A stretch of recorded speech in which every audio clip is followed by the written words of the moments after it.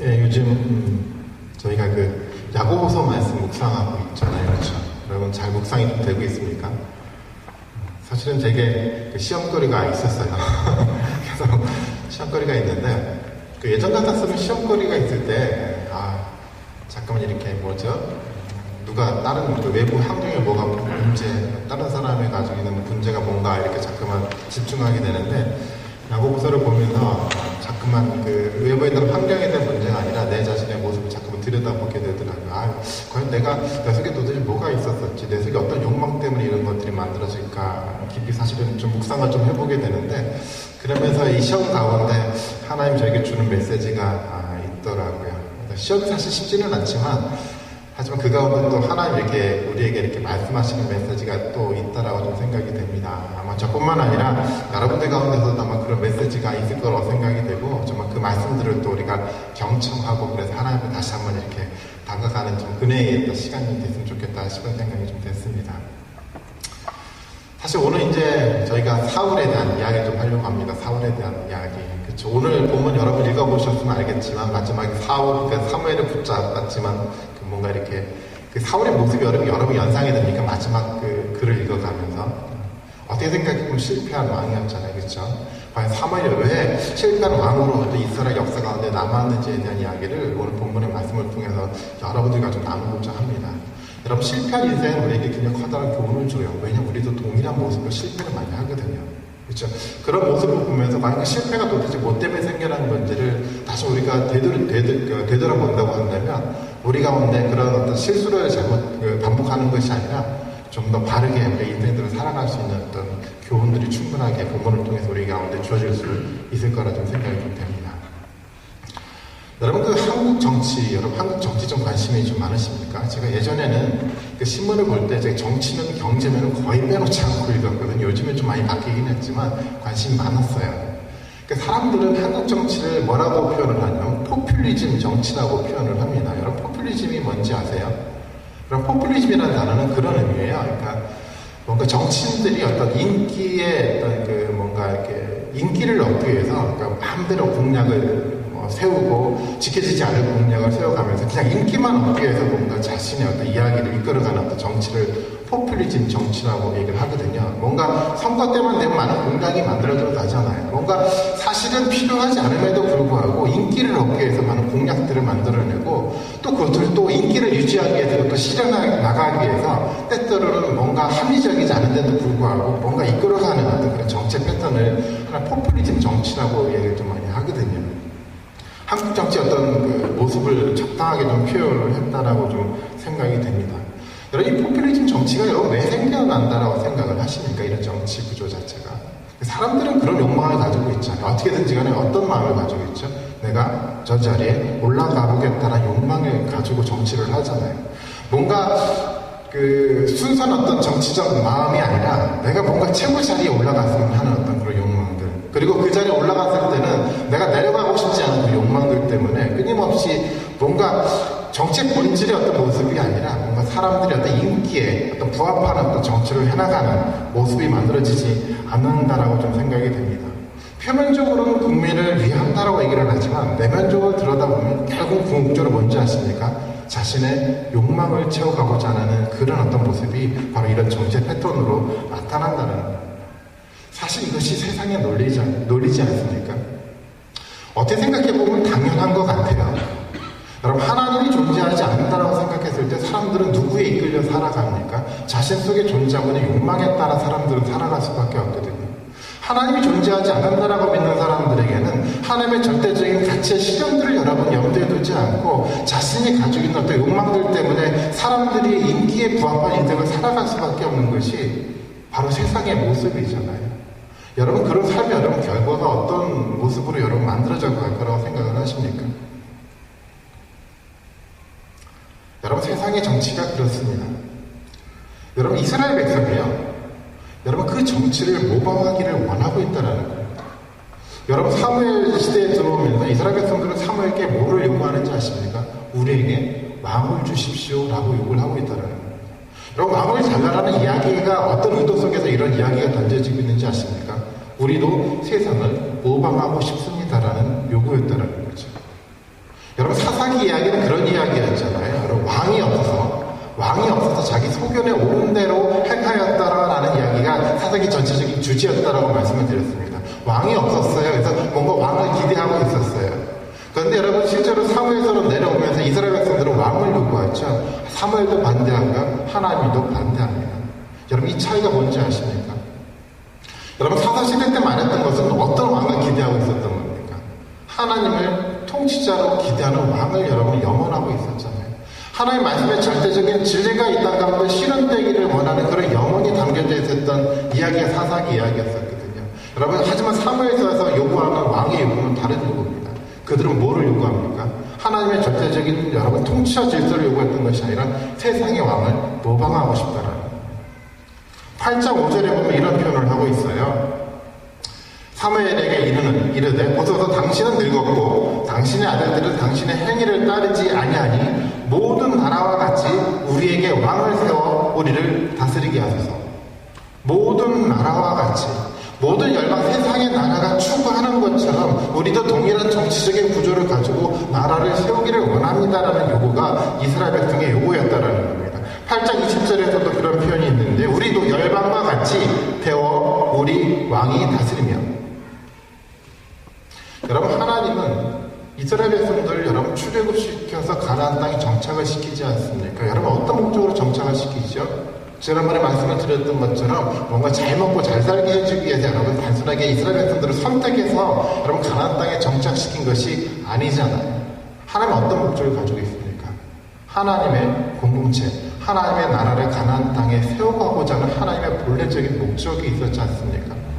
세상의 어떤 구조가 아니고요, 세상의 정치적인 이념이 아니고요, 하나님의 절대적인 말씀에 의해서만 이끌어져가는 하나님 나라의 실현을 꿈꾸면서 하나님은 이스라엘 백성들을 가나안 땅에 정착시키지 않았습니까? 여러분, 이스라엘 백성들이 영적인 눈이 어두워져 가기 시작을 했어요. 하나님 나라에 대한 꿈이 사라져 가기 시작을 했어요. 여러분, 그들은 무엇을 꿈꾸기 시작을 합니까? 세상을 모방하기 시작을 하더라는 겁니다. 세상과 같은 나라를 이 땅 가운데 실현하게 해달라고 그들은 지도자 사무엘에게 요구하고 있다라는 겁니다. 여러분, 어쩌면 그들의 요구가 합리적일지도 모르겠어요. 여러분, 주변 나라를 여러분 둘러봅니다. 주변 나라가 강대해져 가기 시작을 하거든요. 여러분, 반면에 자신의 모습을 들여다보면요, 여러분 강대함들이 있지 않다라는 겁니다. 여러분, 지파 공동체가 가지고 있는 여러분 구조적인 여러 가지 어려움들 때문에 여러분 강대한 나라의 틈 속에서 자신이 살아갈 수 없다라는 그런 두려움들이 이스라엘 백성들 가운데 존재하고 있었던 것 같습니다. 여러분, 그 두려움들이 일기 시작했을 때 여러분 사람들은 뭐를 추구하고 시작하지 않습니까? 세상과 같이 세상을 모방하는 쪽으로 방향을 만들어 가고 있더라는 겁니다. 여러분, 하나님이 기대한 것이 여러분 무엇이었을까요? 여러분, 두려움의 일이 있을 때요, 우리 가운데 근심의 일이 있을 때 하나님의 기대는 그거잖아요. 하나님을 의존하는 거거든요. 여러분, 이스라엘 백성들을 여러분 어떤 상태 속에서 출애굽시켰습니까? 여러분, 그들의 힘이 있어서요, 그들의 능력이 있어서요, 그들은 노예였었거든요. 아무런 힘이 없었던 이스라엘 백성들을 하나님이 출애굽시켰잖아요. 여러분, 그들이 강대한 힘이 있어서 가나안 땅에 정착했습니까? 아니잖아요. 하나님이 요단강을 건너게 했고 하나님이 여리고성을 무너뜨렸잖아요. 여러분, 이것이 하나님의 나라였거든요. 하지만 사람들에게 하나님에 대한 꿈들이 사라져가기 시작할 때 여러분 세상을 바라보면서 두려움이 생기거든요. 그러면서 어떤 결정을 하는지 아십니까? 나도 세상을 모방해야겠다라는 거죠. 여러분, 이스라엘 백성들이 그런 모습으로 사무엘에게 요구를 하고 있다는 겁니다. 왕을 요구하고 있어요. 8장 7절에 보면은 이런 이야기를 하나님 사무엘에게 하고 있습니다. 여호와께서 사무엘에게 이르시되 백성이 내게 한 말을 다 들으라. 이는 그들이 너를 버림이 아니요 나를 버려 자기들의 왕이 되지 못하게 하매니라. 누구를 버렸다라고 얘기합니까? 하나님은 자기를 버렸다라고 하나님은 진단하고 있어요. 예, 하나님은 이스라엘 백성들의 마음 중심을 꿰뚫고 있습니다. 그들은 그렇게 핑계를 할지 모르겠어요. 당신도 늙었고요, 당신의 자식들이 리더십이 없어서 문제가 생길 것 같습니다라는 핑계를 대지만 이 하나님 이스라엘 백성의 마음 중심을 여러분 꿰뚫고 있거든요. 그들 가운데 하나님에 대한 꿈이 사라져갔다는 겁니다. 그들이 하나님을 버리기 시작을 했다는 겁니다. 그들이 영적으로 무뎌져 가기 시작을 했다는 겁니다. 그들 마음 가운데는 세상을 모방하고 싶은 마음밖에 존재하지 않더라는 겁니다.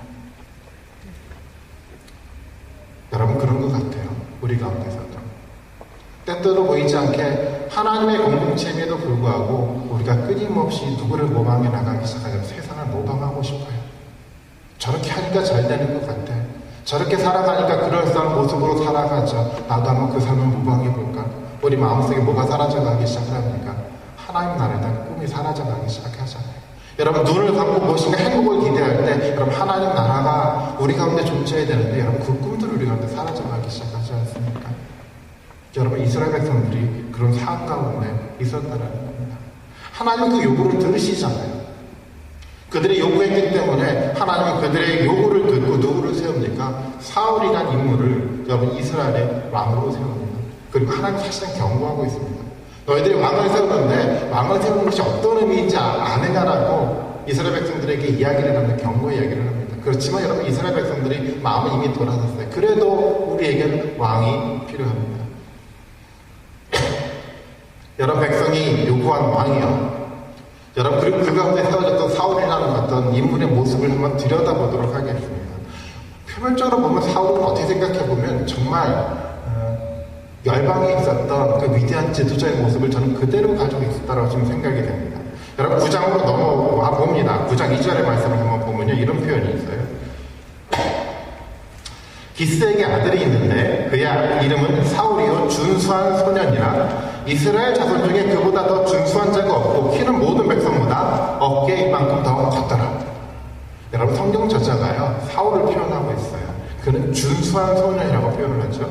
이스라엘 자손 중에서요 그보다 더 준수한 사람이 없고요 키는 모든 백성보다도요 어깨 이만큼 더 컸다라고 표현을 합니다. 여러분 상상이 갑니까? 사울의 모습을요. 굉장히 그럴듯한 모습으로 사울의 인물을 그려가고 있습니다. 외형적으로 본다고 한다면 여러분 그는 유력한 가문 가운데 있었던 사람이었습니다. 여러분 그는 그 사람은 다른 사람들에 비해서 뭔가 좋은 이미지를 가지고 왕 같은 이미지를 가지고 여러분 이스라엘 백성들 가운데 살아갔던 사람이었습니다. 9장 21절에 보면 이런 표현이 있습니다. 사울이 사무엘에게 하는 이야기인데요. 사무엘이 이제 사울을 왕으로 삼으려고 했을 때 사울이 이렇게 이야기를 합니다. 나는 이스라엘 지파 중에서 가장 작은 지파 베냐민 사람이 아니니까 또 나의 가족은 베냐민 모든 가족 중에서 가장 미약하지 아니하니까. 여러분 이 사울의 고백을 통해서 사울의 참된 모습이 여러분 사실 발견이 됩니다. 사울은 굉장히 겸손한 사람이었습니다. 예, 그는 준수한 사람이었어요. 모든 사람들보다도 여러분 등치 거대한 사람이었어요. 여러분 정말 외형적으로 본다고 한다면 그는 누구에 비교해서도 여러분 뭔가 뒤처지지 않는 사람이었는데 여러분 사울의 모습을 보십시오. 나는 미약한 사람입니다. 인격적으로 보더라도 여러분 사울은 굉장히 겸손했던 사람의 모습으로 여러분 보여줘가고 있다는 겁니다. 여러분 10장으로 넘어오면요. 10장 10절 11절에 보면 이런 표현을 하고 있어요. 하나님의 영이 사울에게 크게 임함으로 그가 그들 중에 예언을 하니 전에 사울을 알던 모든 사람들이 사울이 선지자들과 함께 예언함을 보고 서로 이르되 기스의 아들에게 무슨 일이 일어났느냐 사울도 선지자들 중에 있느냐. 사울이 뭐를 하기 시작했습니까? 예언을 하더라는 겁니다. 그가 선지자들 가운데 존재하고 있었다는 겁니다. 여러분 이스라엘 가운데 지도자 중에서 이보다 완벽한 지도자가 여러분 있습니까? 그가 예언하기 시작했어요. 하나님의 영이 그 가운데 임하기 시작했어요. 하나님의 리더십이 그 가운데 여러분 존재하기 시작했어요. 충분하게 여러분 사울은 이스라엘을 이끌어갈 만한 위대한 왕의 모습으로 여러분 나타나고 있다는 겁니다. 여러분 뿐만 아닙니다. 여러분 11장으로 넘어오면요.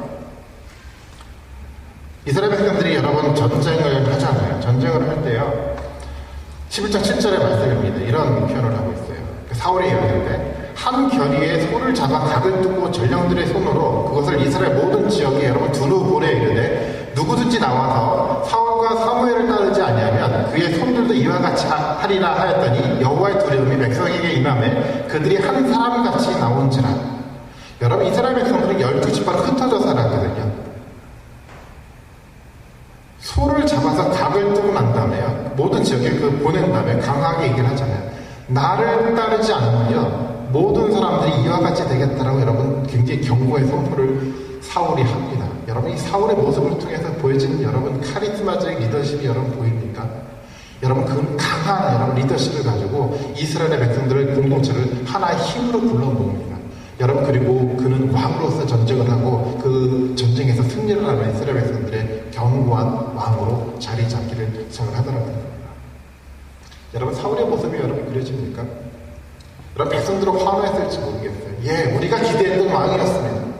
열방과 비교해서도 조금도 손색이 없는 위대한 왕이 우리 가운데 왔습니다라고 그는 열광했을지 모르겠어요. 여러분, 그런 모습 가운데 또 실제적으로 사울은 여러분 존재하고 있습니다. 여러분, 그런데 시간이 지나가기 시작했어요.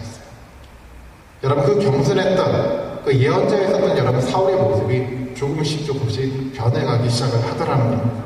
어떻게 변해갑니까? 그가 블레셋과의 전쟁을 하고 있는데요.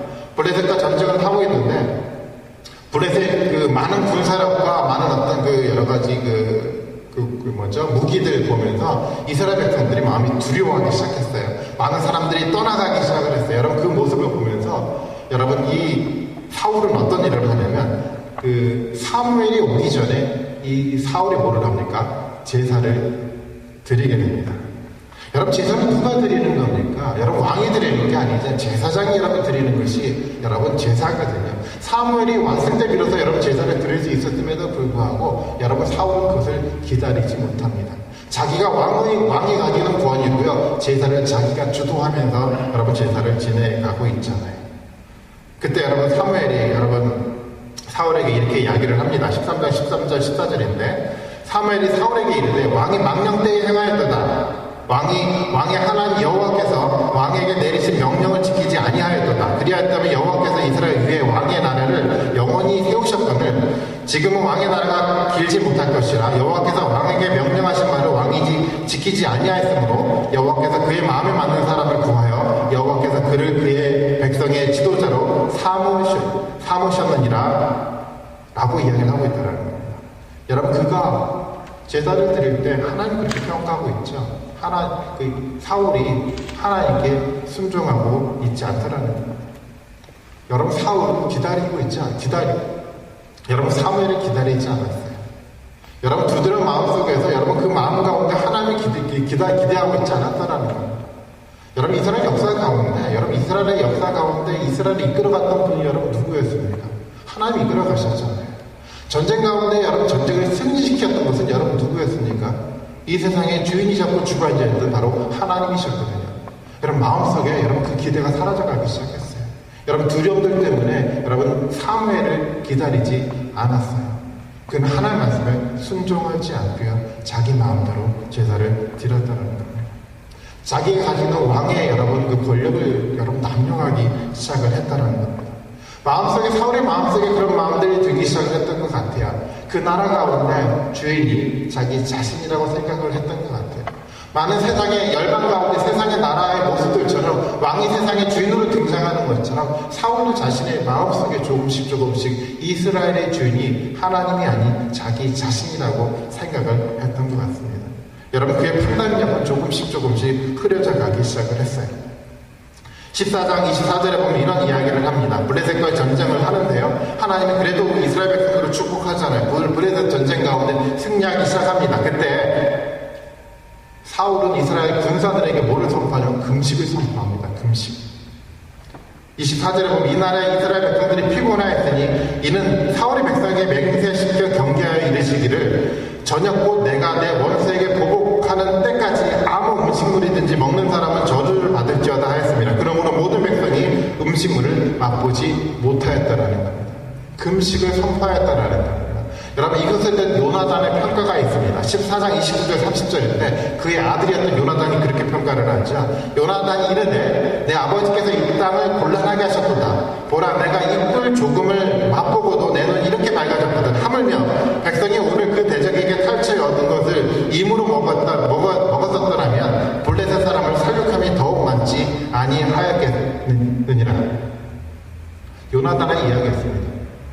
금식만 선포하지 않았다고 한다면 하나님의 능력 때문에 이스라엘 백성들이 대승을 거둘 수 있었음에도 불구하고 아버지의 잘못된 판단 때문에 이스라엘 백성들이 어려움을 당했다라고 요나단이 평가를 하고 있다는 겁니다.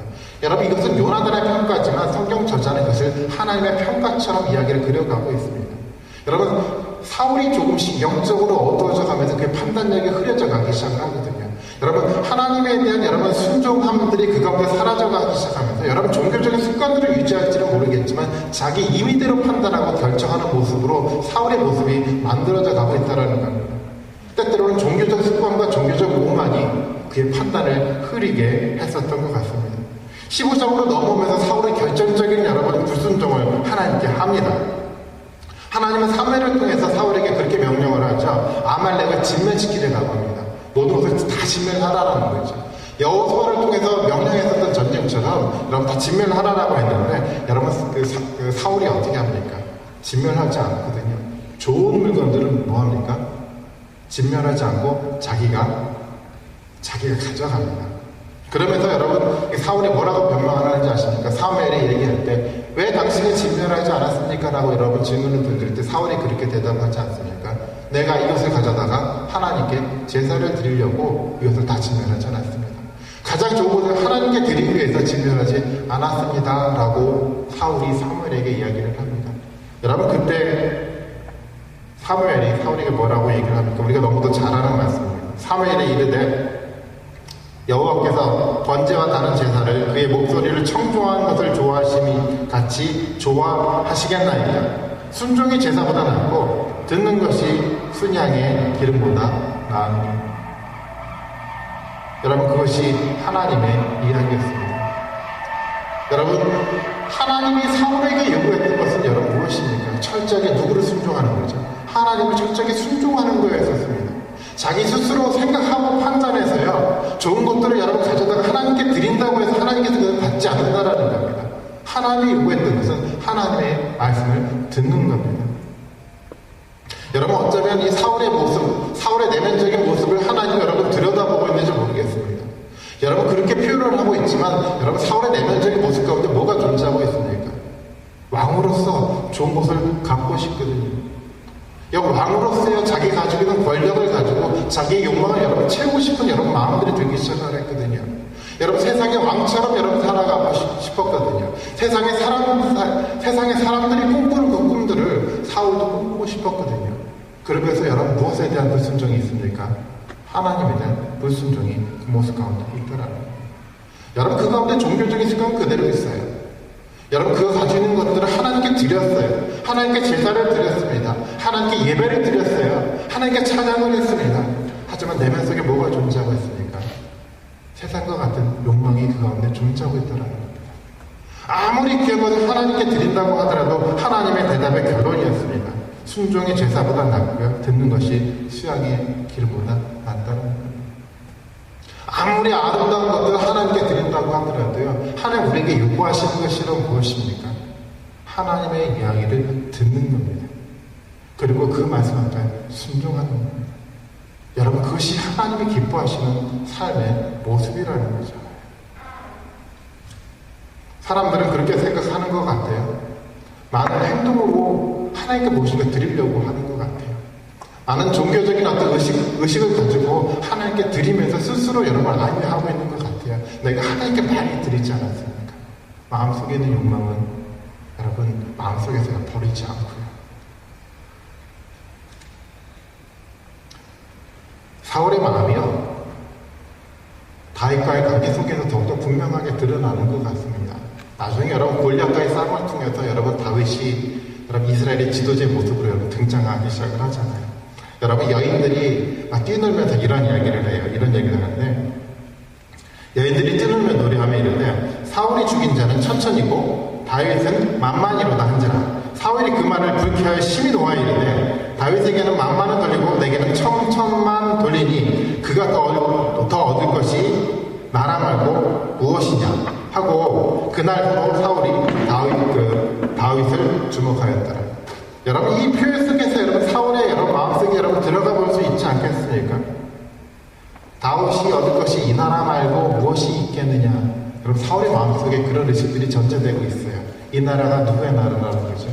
자신의 나라라는 거죠. 자신의 나라이기 때문에 자신의 나라를 빼앗기고 싶지 않았어요. 다윗에게. 여러분 그러니까 그 마음속에 여러분 뭐가 존재하는 겁니까? 여러분 이스라엘 백성들의 나라가 여러분 누구의 나라입니까? 하나님의 나라잖아요. 하나님의 통치하는 나라가 이스라엘 백성 아닙니까? 그래서 하나님이 출애굽 시켰잖아요. 그래서 하나님이 공동체로 이 땅 가운데 불러 모아주고 예수 그리스도의 그 공동체를 위해서 돌아가시지 않았습니까? 여러분, 그럼에도 불구하고 시간이 지나가면서 마음이 변화가 되기 시작했어요. 주님, 자기 자신이라는 의식이 들기 시작했더라고요.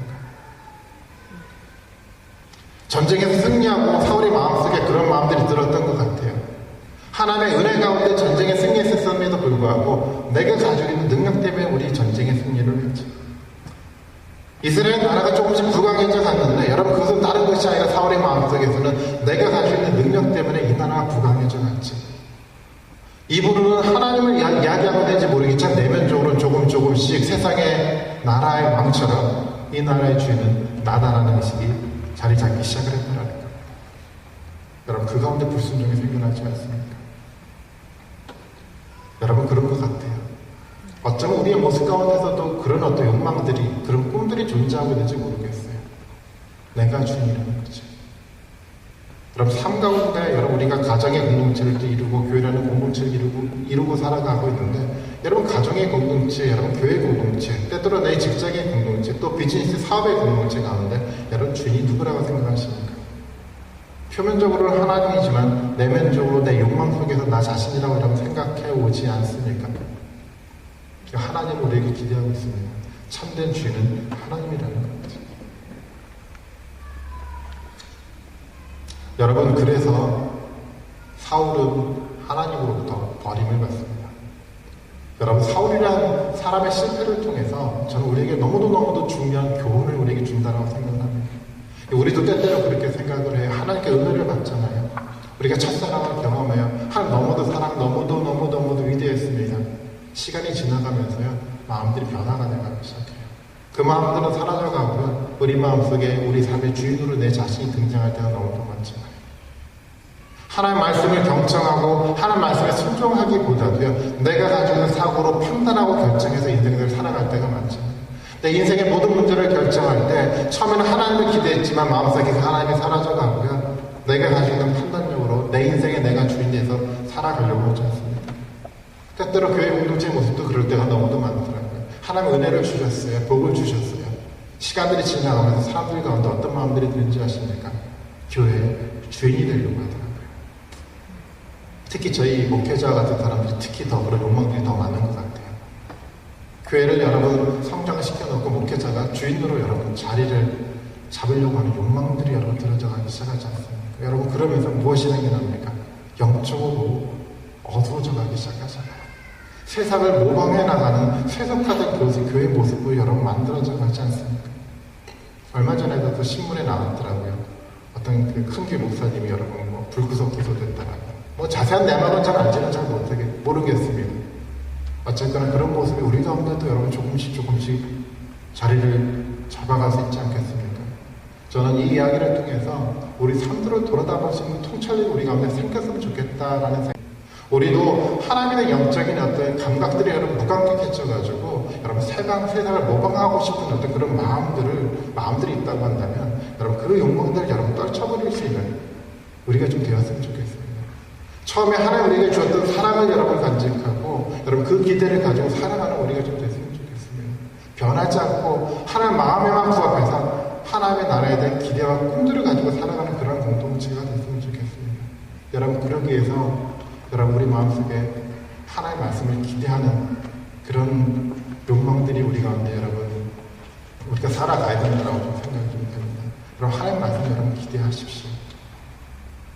하나님의 말씀을 통해서 참된 영적인 통찰력이 우리 가운데 있기를 위해 여러분 기도하십시오. 여러분 그것 가운데 하나님의 놀라운 인도하심과 축복이 우리 가운데 있을 거라고 생각이 됩니다. 과거에 하나님 나를 축복했었던 것, 하나님 나에게 응답했었던 여러분 그 한 가지 사실 때문에 여러분 살아가지 마십시오. 매 순간마다 여러분 하나님 앞에 민감하게 살아가는 여러분들이 되길 원합니다. 여러분 살아있다는 건 그런 것 같아요. 살아있다는 것은 살아있다는 건요 끊임없이 꿈틀거리고 살아있다는 건요 끊임없이 하나님과 민감한 관계 속에서 하나님을 닮아가는 모습으로 만들어져 가는 겁니다. 여러분 어느 순간인가 무엇인가 내 속에 신앙이 뭔가 사라져갔습니까? 여러분 우리가 영적으로 죽은 증거인지 모르겠습니다. 정말 여러분 가운데 사울의 교훈을 통해서 정말 영적으로 무감각한 무감각해져가는 것이 아니라 바른 영적인 통찰력을 소유할 수 있는 놀라운 축복이 저와 여러분들 가운데 온전하게 있기를 주님의 이름으로 축원드리겠습니다. 같이 한번 기도하시겠습니다.